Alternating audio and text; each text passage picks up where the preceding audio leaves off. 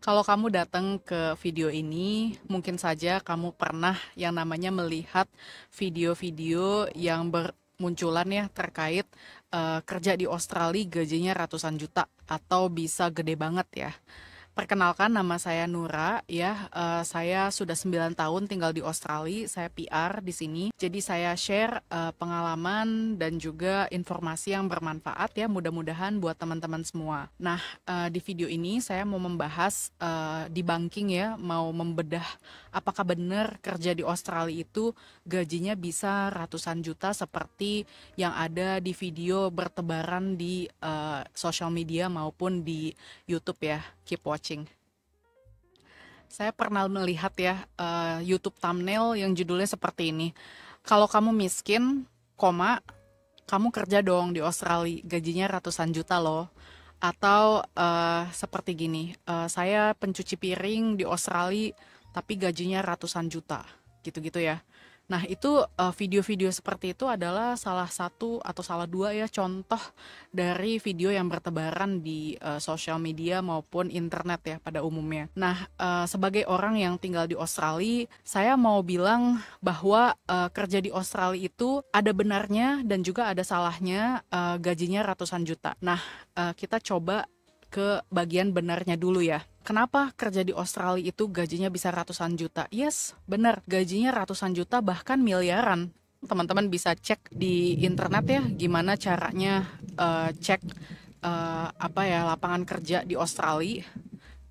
Langsung ada geluduk ya. Langsung ada suara thunder, mungkin apa alam bersama saya.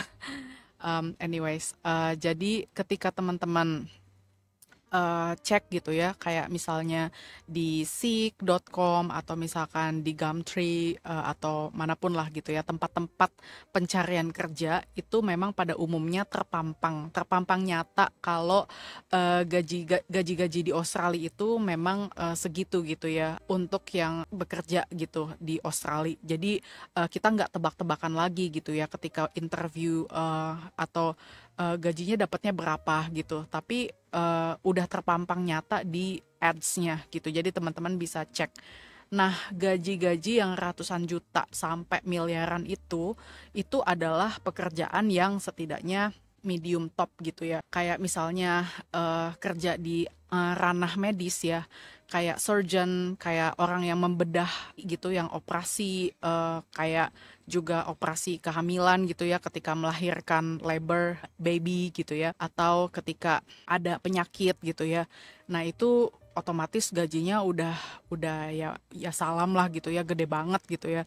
Udah MM-an banget gitu ya per tahun. Atau kalau software developer yang kerjanya di perusahaan tech companies yang gede-gede gitu ya kayak Google atau Atlassian, Canva, itu otomatis gajinya 1, 2 M bahkan 3 M tergantung dari posisi dan levelnya mereka gitu. Atau misalkan bahkan kayak kuli-kuli bangunan atau misalkan kayak orang yang ngambil proyek bangunan yang bener-bener gede itu gajinya juga bisa gede banget gitu ya, dan lain sebagainya. Nah, tapi teman-teman harus ingat gitu ya bahwa pekerjaan-pekerjaan tersebut itu bisa dimiliki oleh PR atau citizen gitu ya. Kenapa kayak gitu? Karena pada umumnya mungkin saja kamu melamar kerja di tempat tersebut, tapi ketika kamu interview, kamu akan ditanya visanya apa.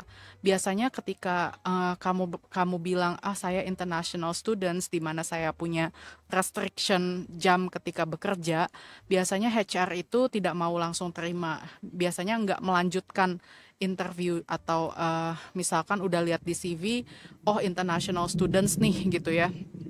Kayaknya jadi nggak mau ambil gitu karena memang mereka berharap untuk bisa kerja full time gitu. Jadi memang benar adanya gitu loh. Kalau misalkan gaji MM-an ratusan juta ya nggak bohong juga. Jadi kalau seandainya teman-teman gaji ratusan juta apa segala macam, mereka lihat dulu visanya apa gitu. Kalau seandainya teman-teman udah PR ya bisa aja gitu mendapatkan segitu banyak. Itu nomor satu ya, yaitu di visa.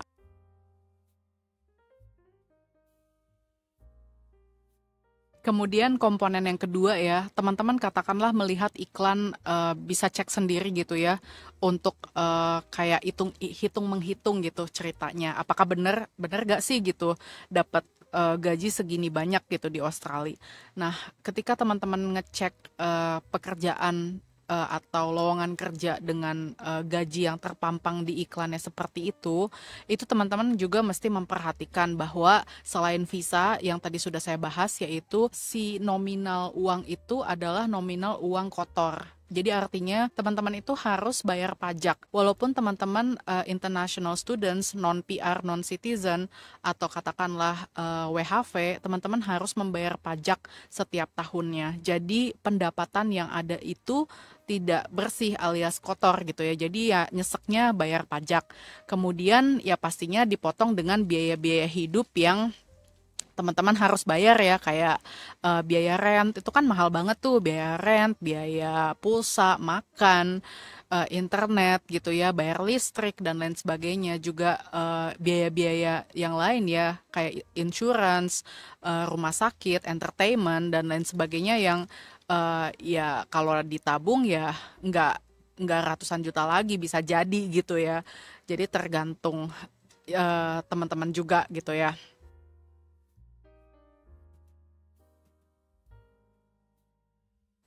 Nah, ini yang menarik nih. Yang ketiga adalah terkait di jam. Jadi kalau seandainya teman-teman WHV itu kan tidak ada keterbatasan jam ya gitu. Jadi teman-teman itu bisa kerja di mana saja, kapan saja, bisa berapa aja gitu berapa aja pekerjaannya gitu ya. Let's say 2 job atau 3 job, biasanya 2 atau 3 gitu ya kebanyakan anak-anak WHV. Kayak let's say paginya kerja apa, sorenya kerja apa. Nah, of course ketika ada di situasi yang seperti itu, teman-teman WHV bisa ngumpulin gaji sampai let's say, oh 1 tahun WHV saya udah dapet nih sekian ratus juta misalkan. Bisa, tapi dengan situasi dan kondisi.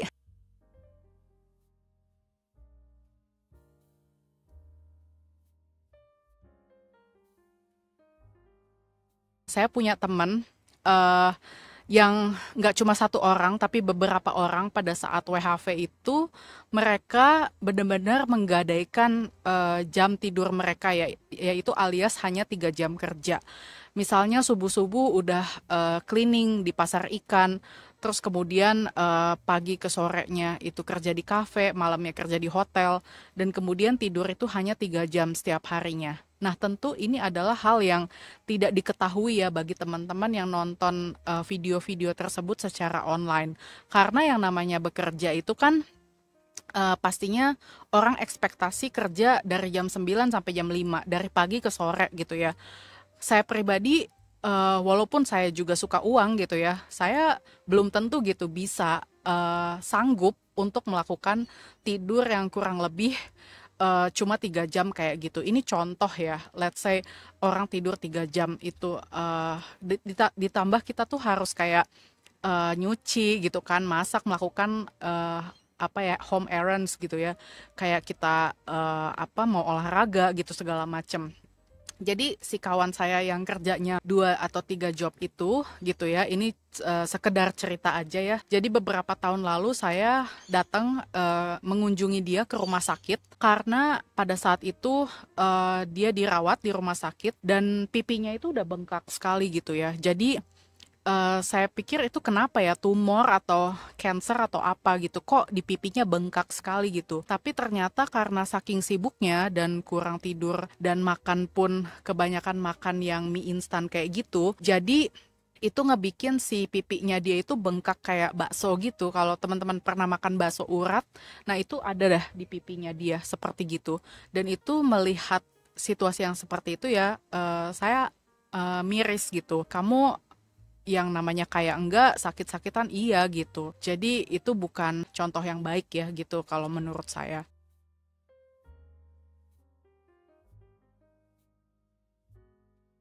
Nah, jadi ketika teman-teman melihat video-video seperti itu kan memang ada tuh berseliweran di mana-mana di dunia perinternetan. Dan memang video seperti itu biasanya memang laku banget gitu karena memang orang tuh pada umumnya kepingin mendengar apa yang mereka sukai gitu. Jadi ketika kenyataannya tidak seperti itu, kan nggak ada yang bisa disalahin kan, karena ya kamu nggak kenal dia juga anyway yang ada di internet ya kan. Jadi ketika orang banyak yang menelan mentah-mentah informasi yang seperti itu, kemudian mereka datang ke Australia dan ternyata lain banget ya. Ternyata malahan gak dapet job misalnya. Ternyata malahan gajinya di bawah UMR. Ternyata malahan begini dan begitu dengan situasi sangat cutting cost dengan bayar kos-kosan, tapi kita nggak bisa dapat kamar pribadi, tapi kita sharing dengan bunk bed dengan 9 orang lainnya misalnya, kalau mau dapat ratusan juta gitu ya. Atau misalnya bayar pajak kayak tadi, atau misalnya kayak tidurnya 3 jam doang gitu ya. Ini cuma contoh ya, walaupun nggak semua orang tidurnya 3 jam, tapi ya apa namanya, setidaknya gitu stres banget punya pekerjaan lebih dari satu gitu kan, yang harus kesini dan kesana supaya nggak terlambat gimana caranya, supaya bisa fit dan konsentrasi gimana caranya gitu. Jadi itulah kenyataannya gitu loh. Kalau teman-teman pemegang visa international students atau WHV gitu, yang mana bukan PR, bukan citizen, ya itulah kenyataan yang dihadapi. Kalau teman-teman tidak punya skills yang khusus seperti apa ya, skills yang dibutuhkan sama government, atau misalkan tidak bekerja di tempat-tempat yang kayak ya seperti yang tadi saya bahas, kayak cleaning atau kerja pencuci piring gitu ya, itu gaji ratusan juta ya bisa, tapi ada tapinya gitu.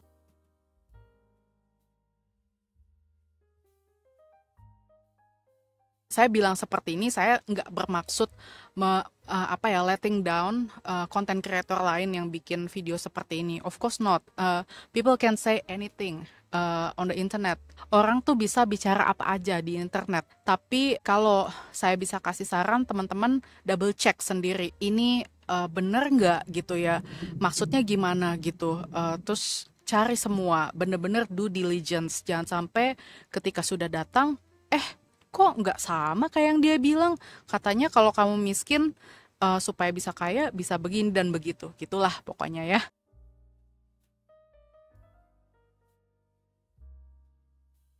Gitu aja sih saran dari saya. Semoga teman-teman ya bisa mengambil manfaat dari video ini. Dan kalau seandainya teman-teman merasa apa ya, video ini bisa oke, teman-teman bisa share ke temennya teman-teman gitu ya, bisa share, bisa like, bisa follow juga di Instagram di @nura.lami gitu ya. Saya sebisa mungkin ngebales gitu ya DM atau pertanyaan dari komen yang ada di YouTube saya.